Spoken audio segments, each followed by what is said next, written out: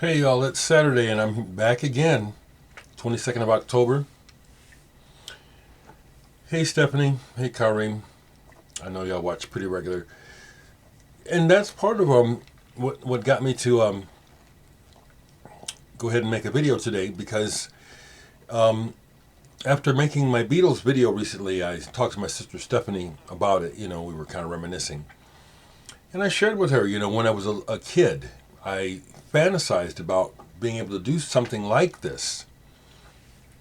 Have my own radio TV show where the focus is records and music.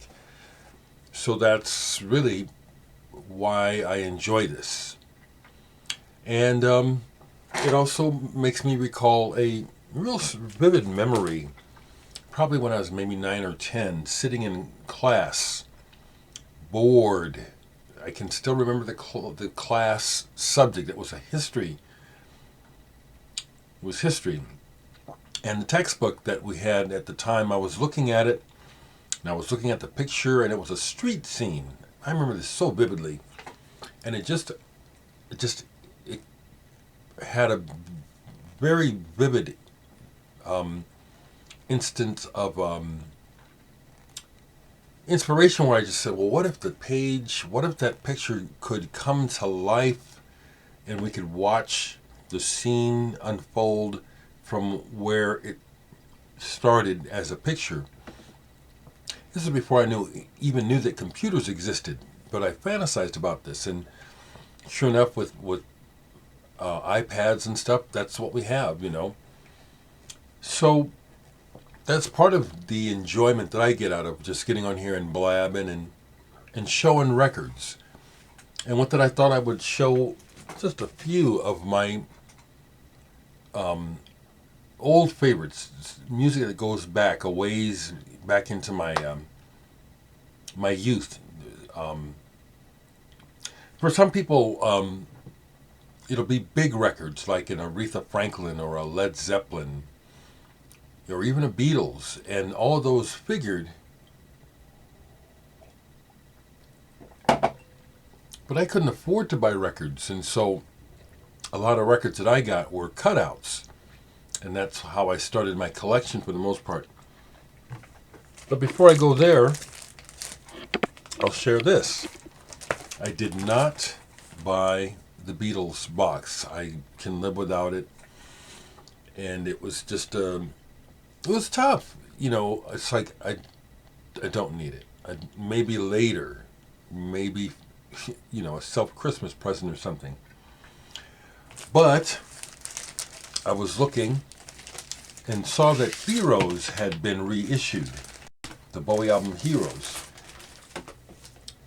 And I had noticed it at the store the time before I went down there and passed on it even though I actually needed an upgrade.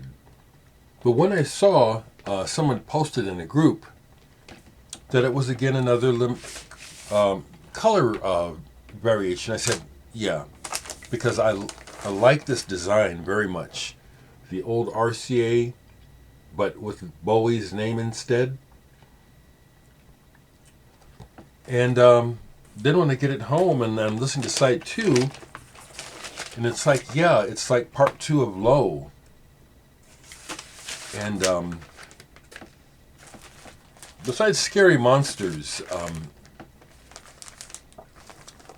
this is one that I like a lot by Bowie. I've probably played a lot. The other nice thing was I was able to get that plus this album, and I still have credit at the store. This is amazing. I didn't spend a dime. Added another Jan Garbarek album to my Garbarek collection, and Those Born with Wings. And I'm real happy with this one. Excuse me. There was a period, and I have those albums, when Jan Garbarek's tone was so shrill, and it wasn't always that way. I mean, it was when I first heard him on Afric Pepperbird, it was sharp, but it was still not grating. He got to the point with some records where it was so glacial and so shrill, it's hard to listen to the records because the saxophone almost hurts my ears. So glad that that's not the case on this album from 1987. And this is just called 1 through 6 Piece. And there seems to be a bit of a theme here. There's a part where it goes into almost a march. And this is really good. I was like, really, wow. As opposed to just adding another title to the Garbarek collection. It's like, oh man, this is a good record. Really like this. Before I show, I've just pulled, 5 or 6 oldies to share with you. But before that, I played this, Lycia, Cold, dark wave band. I was inspired to play this because Brett Helm of the band Audra, who has a connection here, just heard from Brett and Jason in the band Audra. They opened for the Chameleons earlier this week down in Phoenix. And I told them, hey, say hi to Mark for me. And they sure did. It was nice. And they let me know that Mark lit up when they mentioned me. Mark is a friend. But that was what led to me realizing I hadn't played this in a long time. Lycia, Cold. Nice vinyl. It's one of those kind of sounds like you want to be in the mood for it. Like, it's very it's like goth. That's the term that comes to mind when I hear this music. Gothic churches, old churches, high vaulted ceilings. Very atmospheric. I like it. Something else that popped into my head a few days ago, and I like how that happens. It'll just I have so many records, I forget what I have, and then all of a sudden something will pop into my head. Leviathan. I haven't played this in a while. Forgot what it sounded like. This goes back to 1974, American band. I think they're American. Don't quote me. Let me know if you know. I know you all will. But it's on the progressive side. It almost sounds like there's some references to religion here, but they're not real strong, and so it just comes off as like wow, this is a early American progressive rock band that does move similar to things like Genesis. And yes, it's a pretty good album. Some of the vocals are, they could have used better vocals, but the music is good. Drumming is kind of so-so. But the compositions and the overall playing is good. So that's one.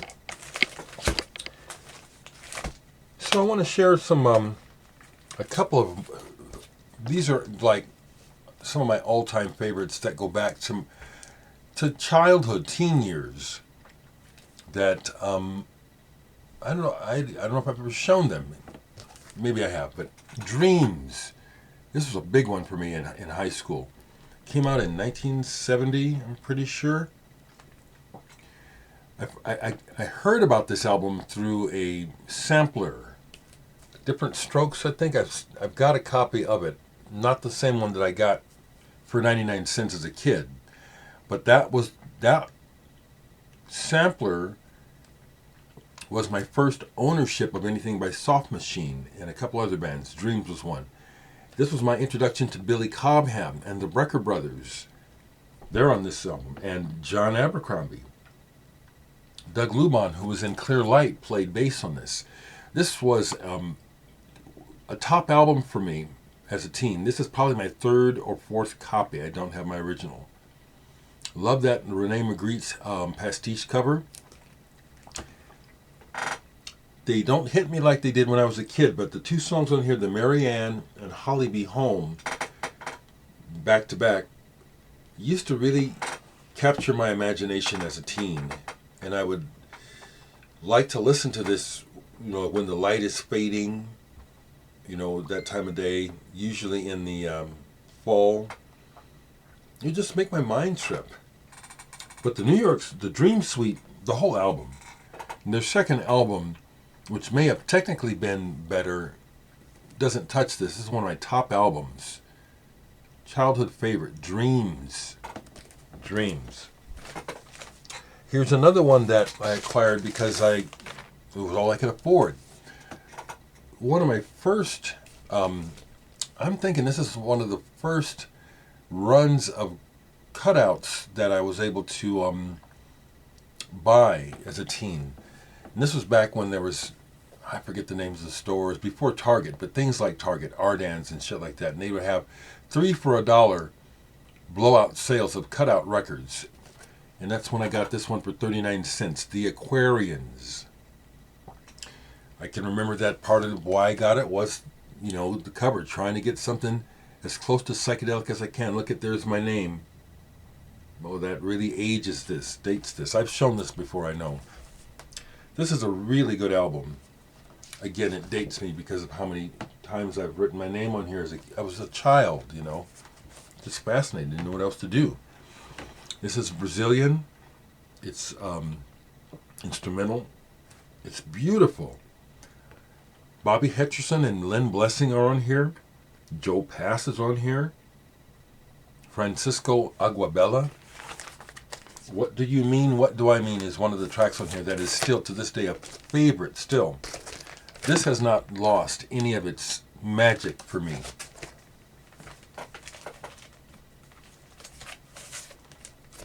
Did I have role models as black men role models as a little boy? Yes, I was fascinated with the world of rock and just the general evolving story of rock music. But I was not under any false notion of who I am in this world. And so, yes, going all the way back to folks like Martin Luther King, Jerry Butler actually was someone who caught my attention as a little boy, and Jimi Hendrix, and then another person. Okay, I'll get to your phone. Okay, this is band stuff. Okay, good. Get busy, guys. When Isaac Hayes came out, I knew about his songwriting already because of Stax. I noticed his name on almost all the great songs that I liked that were coming out on Stax records and Volt and stuff. So when Isaac Hayes put out Hot Buttered Soul, and there was a bit of a press deal about this album, so I was hearing about it. But when I got it, and this is not my original copy, and I'm trying to think, did I have a copy or did Stephanie? But anyway, I love this album. Barkays with the backing band, the way he would take everything and stretch it way out, and then his raps that he included on the next couple albums. This one, real good. These are real important albums to me, very influential to me.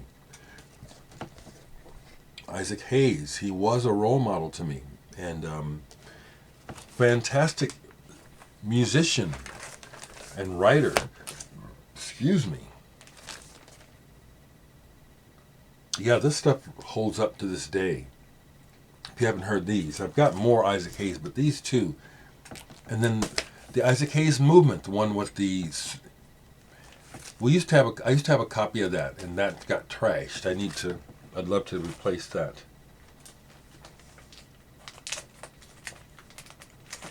Here's another one from the cutout days. And this is a replacement copy. Thankfully, I was able to replace my copy that I had gotten as a kid. This album came out in 1969, so I probably got it as a cutout maybe in 1970 or 71. That's kind of how it seemed to work. They put the records on the market for a certain amount of time. If they didn't do anything, they'd yank them and sell them to wholesale distributors. Fusion, Border Town. This is a standout, not for the whole album, but for one song in particular that still does it for me. Time of the Ostrich Head. That, when I heard it, I was like, I've hit pay dirt. This is what I'm looking for. This is the kind of music I want to find. And Most of this album is kind of, you know, almost country rock, and then also trying to be a little bit bluesy. Ry Cooder is a guest on here. But the song I'm mentioning, Time of the Ostrich Head, has psychedelic effects, delay, saxophone solo, and the melodic flow is spacey, not bluesy or even country. This is an early important record in my personal collection. Like, this is what I'm trying to find, that song. Now let's go the opposite direction. And this is another very important album to me and artist. And I got turned on to Gordon Lightfoot as a kid by some other friends of mine in high school who were musicians, also really good people. And I got turned on to the early Lightfoot, which I have.